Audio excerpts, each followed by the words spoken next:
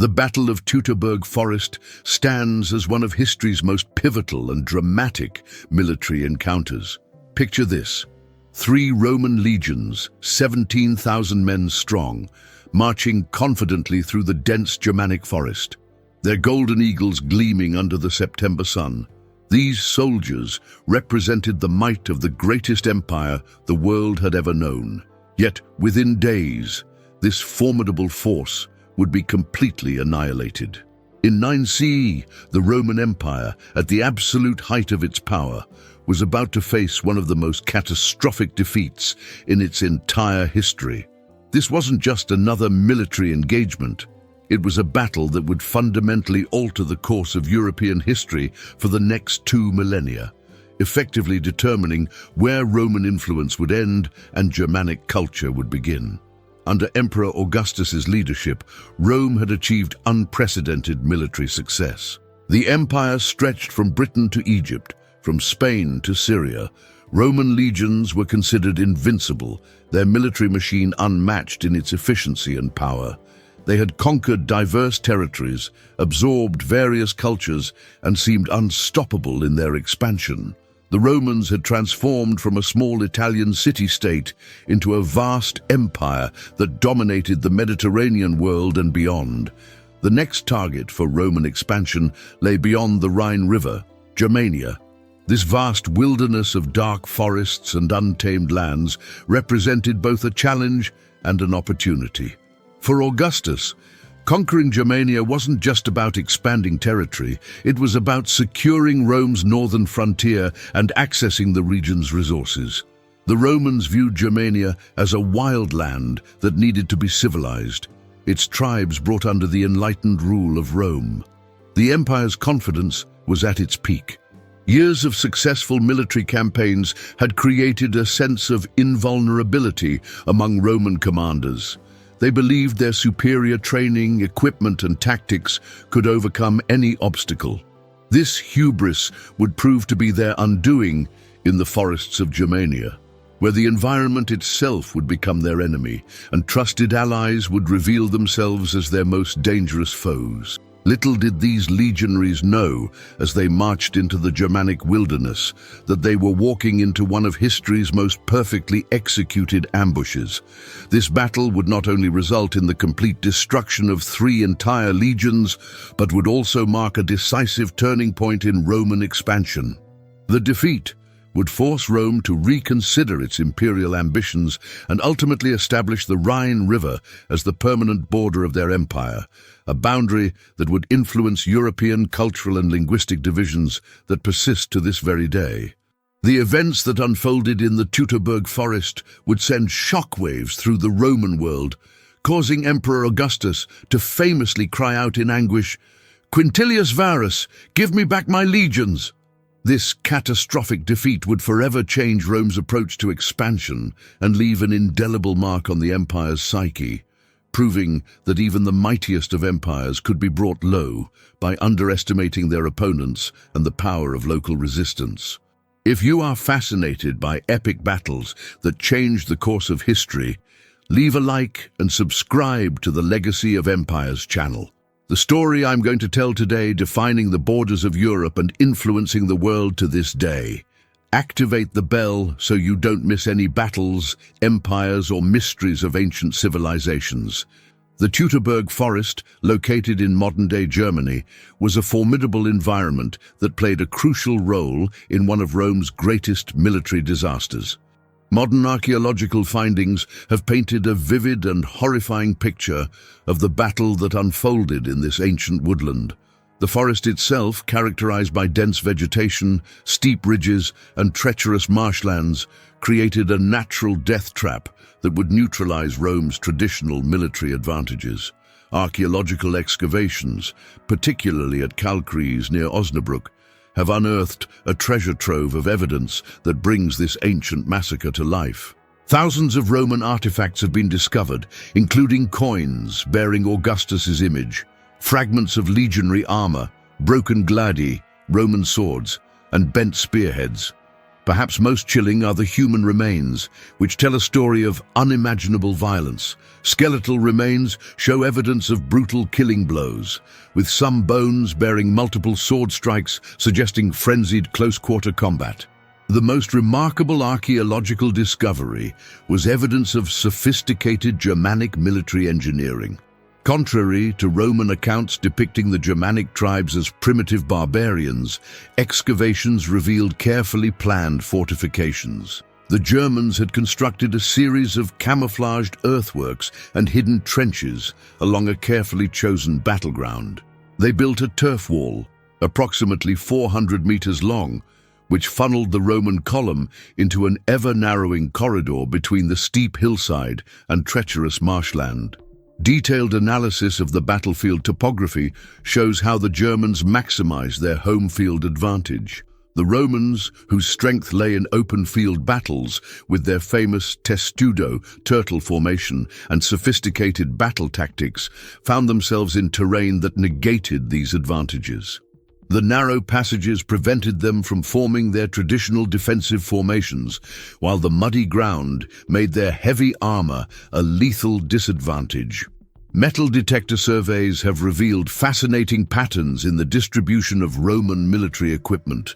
Dense concentrations of artifacts in specific areas suggest locations where Roman units made desperate last stands. The discovery of high-ranking officers' equipment mixed with common soldiers' gear indicates how the organized Roman military structure completely broke down in the chaos of the ambush. Particularly poignant are the personal items found at the site: seal rings, writing tablets, and decorative pieces which humanize the tragedy. These items tell stories of individual soldiers who never returned home. Analysis of these artifacts has even allowed archaeologists to identify specific Roman military units that were present during the battle. The archaeological evidence also supports historical accounts of the battle's aftermath. Many artifacts show signs of ritual destruction by the Germanic victors, particularly the military standards and Roman eagles, which held deep religious significance for the legions.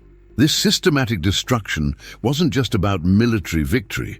It was a powerful symbolic statement of Germanic resistance to Roman domination.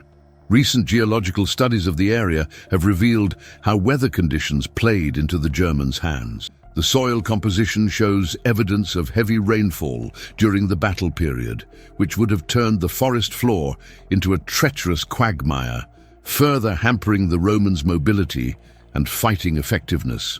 This scientific data corroborates historical accounts describing how nature itself seemed to conspire against the Roman forces.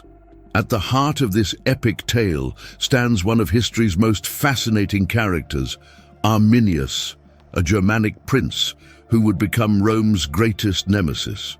Born into the noble Cherusci tribe around 18 BCE, Arminius was taken to Rome as a political hostage in his youth.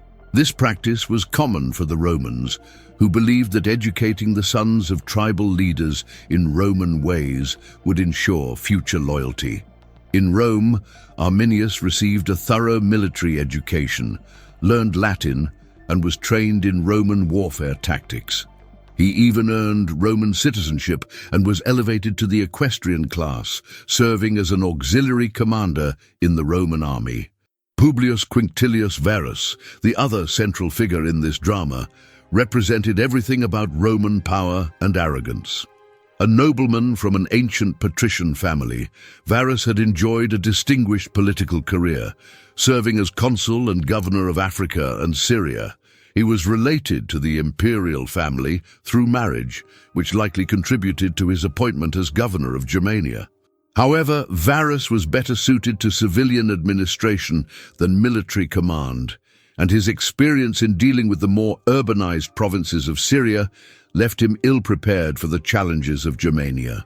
The relationship between these two men would prove fatal. Varus, confident in his authority and Roman superiority, saw Arminius as the perfect example of Roman civilization's success in taming the barbarian tribes. He trusted Arminius completely, valuing his knowledge of both Roman and Germanic ways. Arminius served as one of Varus's most trusted advisors, providing him with what seemed to be invaluable intelligence about the Germanic tribes. What Varus failed to realize was that Arminius harbored deep resentment toward Rome. Despite his Roman education and privileges, Arminius remained loyal to his Germanic heritage. In secret, he began an extraordinary diplomatic campaign, uniting traditionally fractious Germanic tribes under a common cause. This was no small feat, as these tribes were known for their fierce independence and traditional rivalries. Arminius convinced them that only through unity could they hope to resist Roman domination. The tragic irony of this relationship was that Varus's complete trust in Arminius would be his undoing. While accepting Arminius's counsel and intelligence reports, Varus remained blind to the elaborate trap being laid for his legions.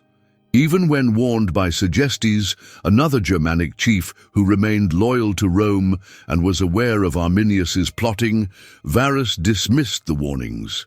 His faith in Arminius and his own sense of Roman invincibility prevented him from seeing the truth until it was far too late.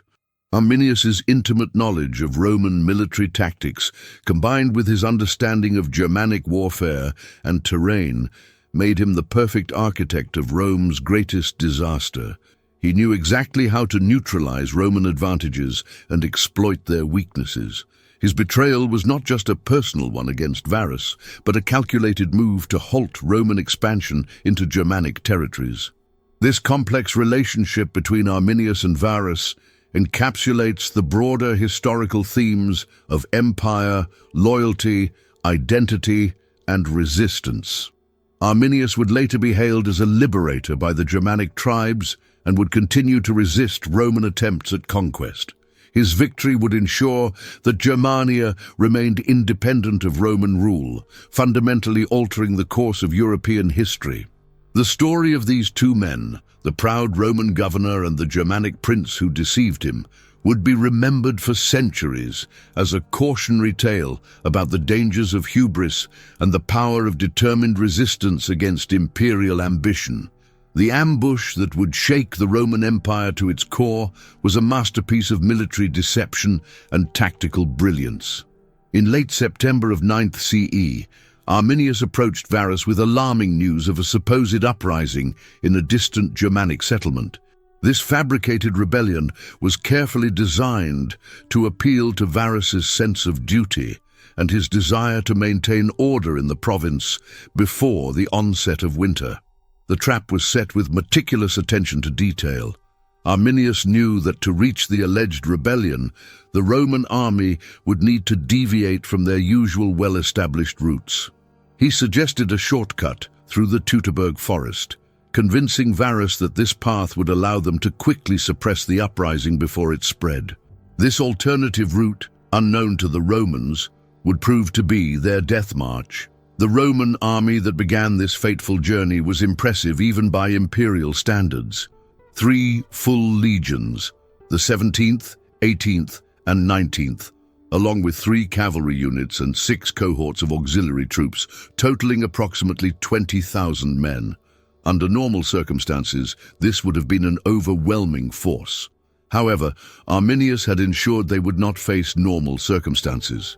The column of troops stretched for nearly 12 miles through the forest, forced by the narrow paths to march in a long, thin line rather than their usual tight formations. This extended configuration was already dangerous, making it impossible for the different sections of the army to quickly support each other. The soldiers were accompanied by their families, slaves, and a massive baggage train, further slowing their progress and complicating any potential defensive maneuvers.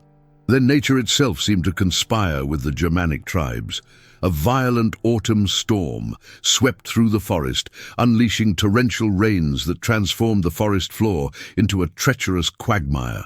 The Roman soldiers, wearing heavy armor and carrying substantial equipment, found themselves struggling through deep mud. Their shields and armor, typically advantages in battle, became waterlogged and cumbersome. The rain also dampened their bowstrings, rendering their archery units largely ineffective. Just as the Romans were at their most vulnerable, the Germanic warriors struck. The attack began with a barrage of spears, arrows, and stones from the forested heights. The Romans, unable to see their attackers through the dense trees and unable to form their famous defensive formations due to the terrain, were caught in a perfect killing zone. The Germanic forces had carefully prepared the battlefield, constructing barriers and trenches that further restricted Roman movement and channeled them into predetermined kill zones. The precision of the Germanic attack revealed Arminius's intimate knowledge of Roman tactics. He knew exactly when and where to strike for maximum effect.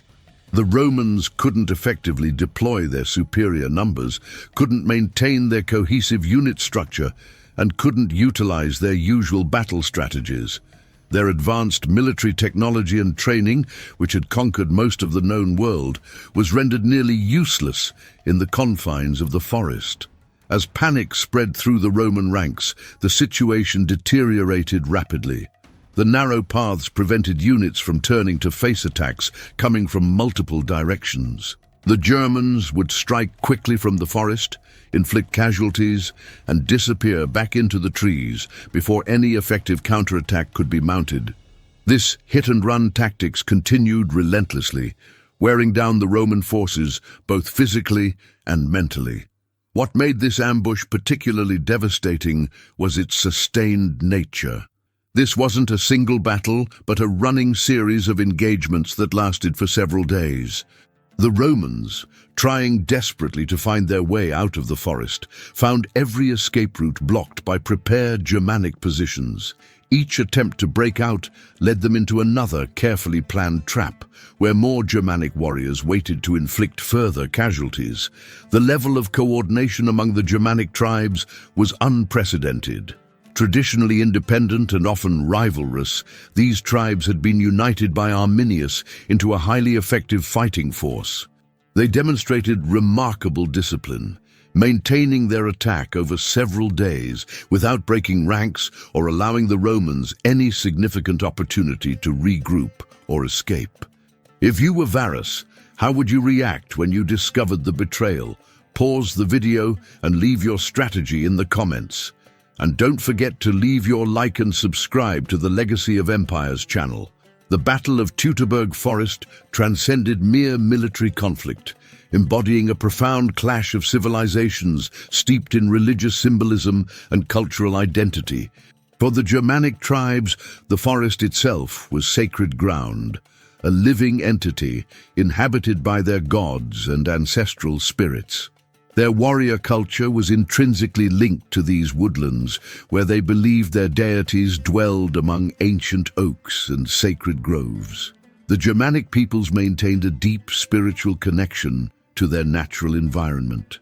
Their chief god, Wodan, the ruler of warriors and wisdom, was said to roam these forests. Thor, their god of thunder, was believed to have blessed their cause through the storms that plagued the Romans during the battle. The sacred groves where they performed their rituals were more than mere gathering places. They were portals to the divine, where the boundaries between the mortal and spiritual worlds grew thin. These warriors carried into battle not just weapons, but the weight of their entire cultural identity. Their combat style reflected their spiritual beliefs, swift like the wind, strong like the oak trees, and unpredictable like their forest gods. Each warrior wore talismans and charms blessed by their tribal priests, believing these would provide divine protection and strengthen their resolve. Their war cries, which so terrified the Romans, were not just tactical intimidation, but religious invocations, calling upon their gods to witness and support their fight for freedom. For the Germanic tribes, this battle represented resistance against not just political domination, but cultural and spiritual colonization.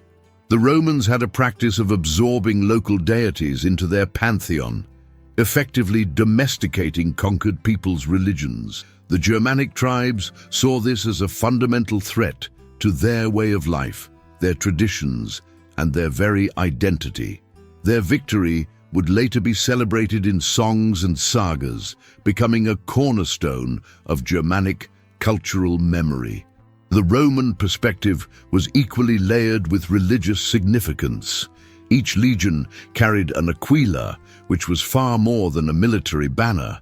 It was the physical embodiment of Roman divine authority. These eagles were considered sacred objects, housed in special shrines within the legion's camp and treated with religious reverence.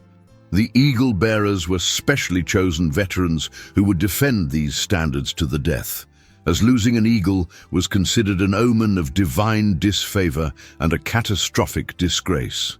The capture of 3 legionary eagles in the Teutoburg Forest represented an unprecedented religious catastrophe for Rome.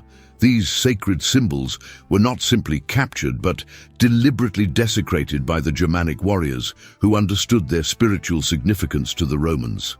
Some were buried in bog sacrifices, others were displayed as trophies in Germanic sacred groves, acts that struck at the very heart of Roman religious and military pride. The Roman legionaries also carried their own religious traditions into battle. They wore protective amulets, made offerings to their gods before combat, and followed complex religious rituals meant to ensure victory. The complete failure of these spiritual practices in the Germanic forests shook their fundamental belief in Roman divine superiority. The fact that their gods seemed powerless in this foreign wilderness added a devastating spiritual dimension to their military defeat. Emperor Augustus, upon learning of the disaster, ordered months of public mourning in Rome. Temples were draped in black, sacrifices were made to appease the gods, and religious ceremonies were performed to restore divine favor. The loss of the eagles became a symbolic wound in the Roman psyche that would take decades to heal. Future Roman expeditions into Germania would be motivated not just by military objectives, but by the desperate need to recover these sacred standards and restore Roman honor in the eyes of their gods. This battle's cultural impact resonated through generations. For the Germanic peoples, it became a founding myth of resistance and cultural preservation. Their victory proved that their traditional ways, their gods, and their connection to their ancestral lands were powerful enough to defeat even the mightiest empire of their time. For the Romans, it marked a humbling reminder that their God's favor was not unlimited, and that there were spaces in the world where their divine mandate held no sway. The religious and cultural dimensions of the Battle of Teutoburg Forest continue to fascinate scholars and storytellers alike, reminding us that ancient battles were fought not just with weapons, but with deeply held beliefs, cultural identities, and spiritual convictions that gave meaning and purpose to the sacrifice of thousands. The 3-day massacre in the Teutoburg Forest stands as one of history's most horrific military disasters. As the Germanic assault continued relentlessly, the once mighty Roman army disintegrated into chaos. The precision and discipline that had made Rome's legions legendary crumbled in the face of an enemy they couldn't effectively fight back against. The Roman soldiers found themselves in an increasingly desperate situation. Exhausted from constant attacks, their armor weighing them down in the mud, they watched as their commanders fell one by one. The Germanic warriors would emerge from the forest's shadows, strike with devastating effect, and disappear before any organized response could be mounted. This psychological warfare proved as devastating as the physical attacks, shattering the Romans' morale. Archaeological evidence paints a gruesome picture of the battle's progression. Excavations have revealed layers of violence, skeletal remains showing signs of brutal execution methods. Many skulls bear clear marks of decapitation, while other bones display multiple sword strikes, suggesting frenzied close-quarters combat. The distribution of remains indicates that as the Roman formation broke down, smaller groups of soldiers tried to make desperate last stands, only to be systematically overwhelmed and slaughtered. Varus, the Roman commander, watched helplessly as his army was methodically destroyed. The realization that he had led 3 entire legions into annihilation, and that this disaster occurred largely due to his trust in Arminius, proved too much to bear. Following Roman military tradition in the face of catastrophic defeat, he fell upon his sword.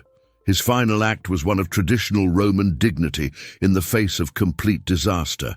The forest itself became a killing ground as panic spread through the Roman ranks. Those who attempted to flee found themselves hunted through the woods by Germanic warriors who knew the terrain intimately. The Germans showed little mercy, viewing this as their opportunity to strike a decisive blow against Roman expansion. Soldiers who surrendered were typically executed, though some were kept alive for ritual sacrifice in Germanic religious ceremonies or sold into slavery.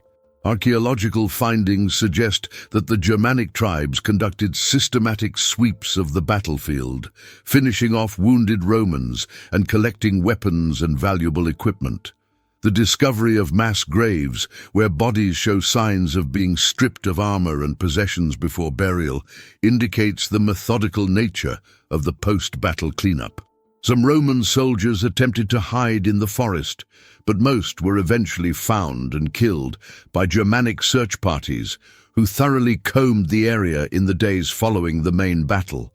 The level of violence evident in the archaeological record suggests this was more than just a military engagement. It was an expression of long-suppressed Germanic rage against Roman imperialism. The warriors took particular pleasure in destroying symbols of Roman power, deliberately desecrating officers' insignia and military standards. The few survivors who eventually made it back to Roman territory brought tales of horror that would haunt the empire's collective memory for generations. This was not just a military defeat, but a complete annihilation of a major Roman army. The psychological impact on the empire was profound, demonstrating that Rome's military superiority was not absolute and that their enemies were capable of inflicting devastating losses when underestimated. The battle represented a perfect storm of military disaster. Superior enemy tactics, treacherous terrain, adverse weather conditions, and catastrophic leadership failures combining to create one of the ancient world's most complete military defeats.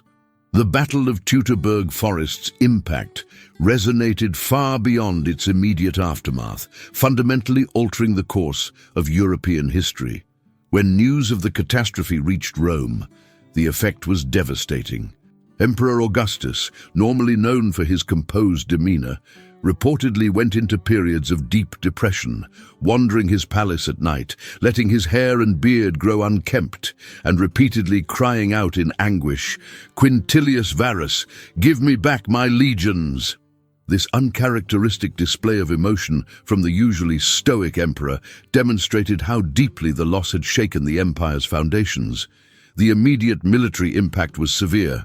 The loss of 3 entire legions, the 17th, 18th, and 19th, represented not just a significant portion of Rome's military strength, but also the loss of decades of accumulated experience and expertise.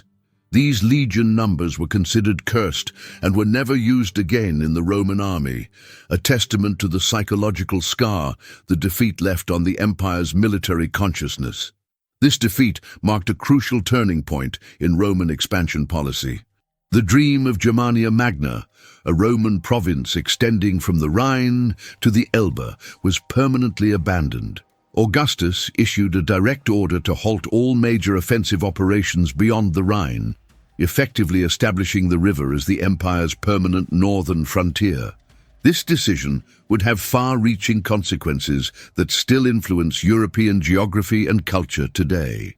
The Rhine-Danube frontier became more than just a military boundary.